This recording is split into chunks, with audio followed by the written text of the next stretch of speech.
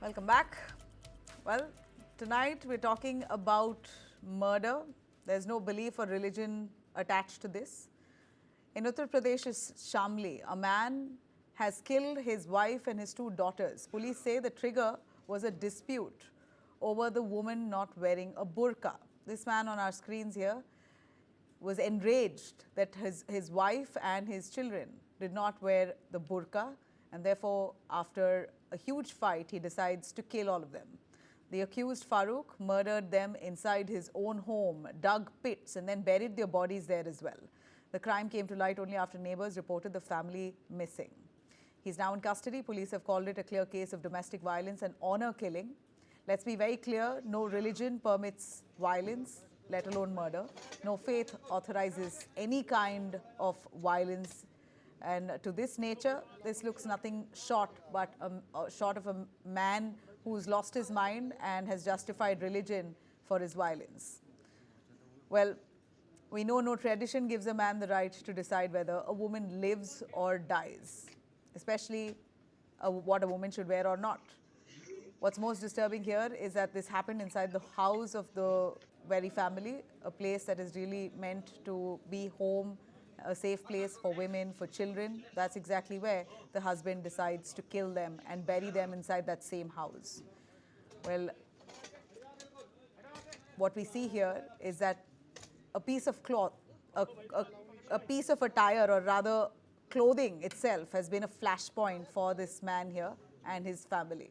The burqa, which is ideally not even a compulsion in the religion itself, in Islam, has become such a point of conflict that the man decides he wants to kill his wife and children for not wearing it.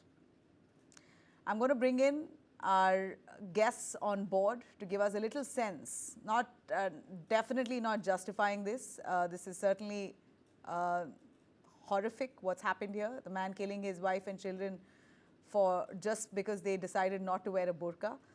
But what does the religion also say about face covering?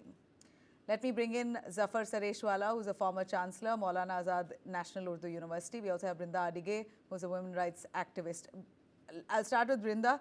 Brinda, a man killing his wife and two children for not wearing a burqa, basically enforcing an attire on them, and when they refused to, and that too we hear the lady wanted to go to her mother's house, but refused to wear a burqa. And here's what's happened. The man hacks them to death and buries them in the same house. He thought he'd get away with it. And this case has now come to light. How far do we see men imposing their views on their wives and children? How often do we see this? We see this almost every day. It is just that many cases don't come to light and they do not get debated and discussed. But the moot point over here is, on and off, we have heard people, leaders, religious leaders, especially from Islam, saying that it is the choice of the woman to cover her face, to wear a burqa, to wear a hijab. And that is her complete choice, which Islam also gives it to her. Now, if that is done, how is it that men are not educated in Islam that this is the choice of a woman?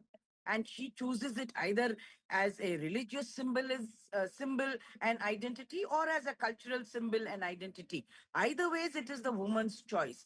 But this is the kind of toxic masculinity that most men grow up with and internalize it. Sadly, in this particular case and in many others, we also have the family members abetting and encouraging and prompting, saying, yes, that's the right thing to do, because he couldn't have done this by himself. How did he get hold of a gun? Okay, you shot your wife and your two children. How did you bury them inside the house? How was it kept silent and confidential and a secret for such a long time? So we need to place the blame and hold everybody accountable for it, especially religious leaders who are unwilling for men to think critically and look at these issues progressively, where a woman's agency is nullified, which is not Islam at all. Absolutely. And as much as we say, a lot of times I've heard people saying that it is her choice. This is her choice. She decides to wear what she wants to wear. But let's be honest, we've seen enough and more subtle peer pressure.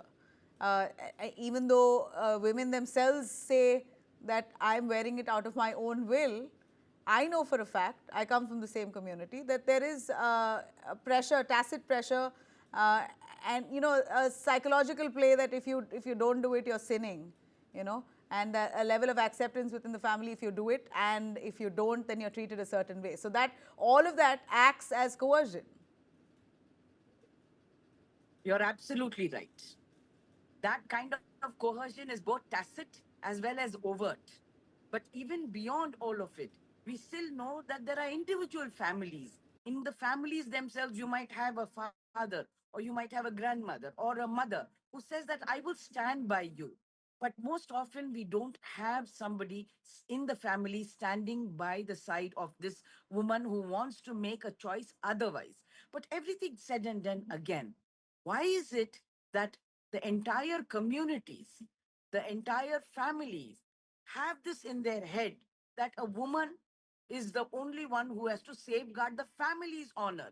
And that is not only in Islam, it is in every religion, it is in every culture, in every caste. It is the woman who has to safeguard, uphold the prestige and the honor of the family. And that, I think, is the patriarchal, misogynistic, sexist burden that women are forced to carry. Zafar Sareshwala is, and he's a scholar in his own right, and he's studied and knows the religion very well and seen it very closely. And he's spoken to me earlier as well on this issue, and says that the biggest crime and sin in the religion of Islam is to force. Zafar Sareshwala, why don't you give us your view on the father killing his wife and 2 children? Of course, murder is not justified, violence is not justified, but the moot question here is the pressure that women face within the community to cover their face, their hair. Okay, hijab is still acceptable, and Islam endorses it. They say the Quran also says dress modestly. But what is dressing modestly? Give us a little understanding on what does it mean by dress modestly in the Quran, because there's no real mention of the word burqa or niqab or none of that. It just says dress modestly. It doesn't even say that you have to cover your face, but still women are doing it, a lot of them out of pressure. See, Nabila, first of all, about this grave incident in UP, I mean, this is unbelievable. I mean, strictest punishment should be given to this husband. I mean, that I would request the authorities that there should be a fast track court, and an example should be set. Now, coming to your moot question, see, Quran talks about modesty.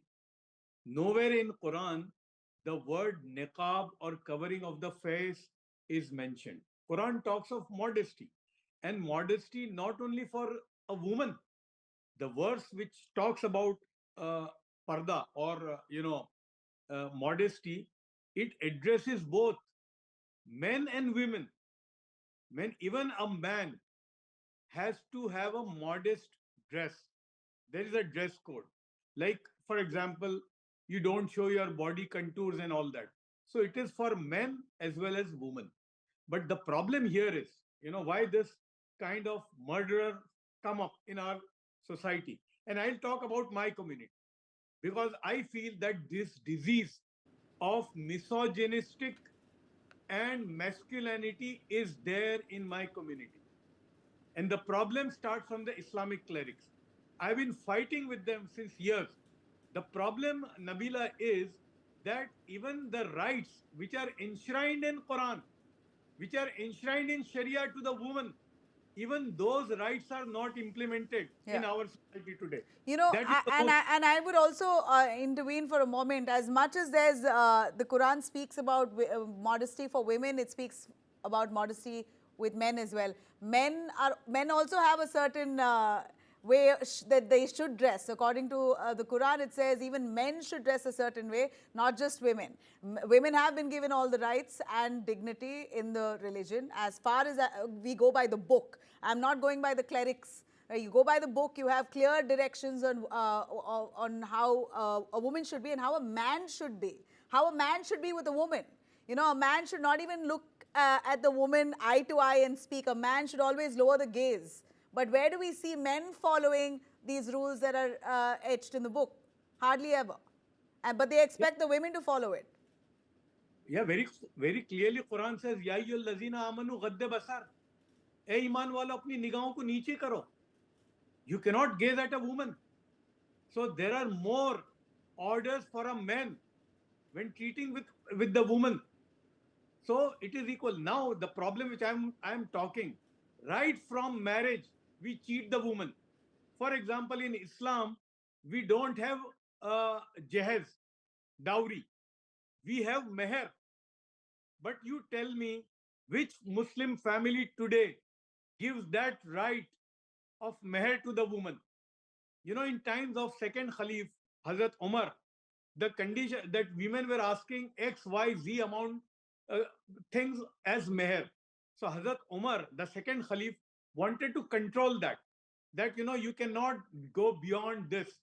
One woman, she stood up in the court of Hazrat Umar and she said, Oh Umar, you are controlling on us which the Prophet has given to us. The right which have been enshrined in Sharia and given by the Prophet. How can you stop that?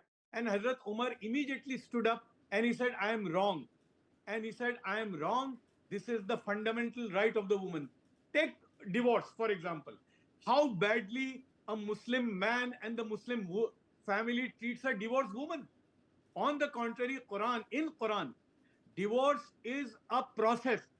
It was never in one sitting.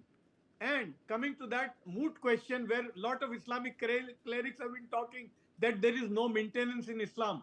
On the contrary, it is dignity and honor of the woman who's divorced, which says in Quran, the surah which talks about divorce.